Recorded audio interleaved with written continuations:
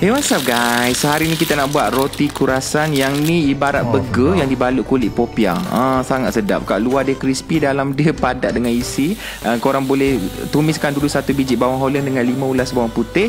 Tambahkan daging cincang frozen pun boleh, tak ada masalah, dalam 200 gram. Lepas tu tambahkan 2 sudu serbuk kari, 1 sudu sos tomato, 1 sudu sos tiram dengan 2 sudu chili sauce. Lepas tu tambahkan air lah.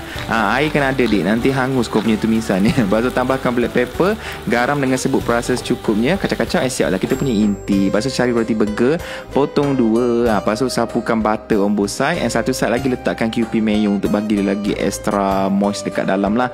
Lepas tu letakkan kita punya inti. Inti tu jangan letak sikit lah, dah buat sendiri kan, letaklah lebih-lebih terus. Tambahkan chili sauce lagi ke atas, enak lagi sedap, tambahkan cheese. Ni jangan marah, aku tahu original recipe rasanya tak ada cheese, tapi bila R&D macam sedap lah pula letak cheese ni. So korang boleh balut dengan kulit popiah. Make sure guna air lebih sikit sebab kita nak make sure kulit popiah tu bercantum and tak ada leaking, kiri kanan semua tak ada bocor. Sebab kita akan goreng dalam minyak yang betul-betul panas. Tapi goreng sekejap je, berapa saat je terus puff.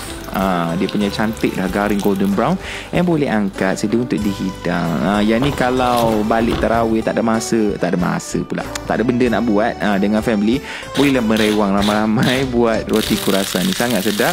Dengan ada bunyi crispy tu, silap-silap kalau menjadi boleh jual nanti kan. So selamat mencuba. Lah tak habis lagi video. Habis dah.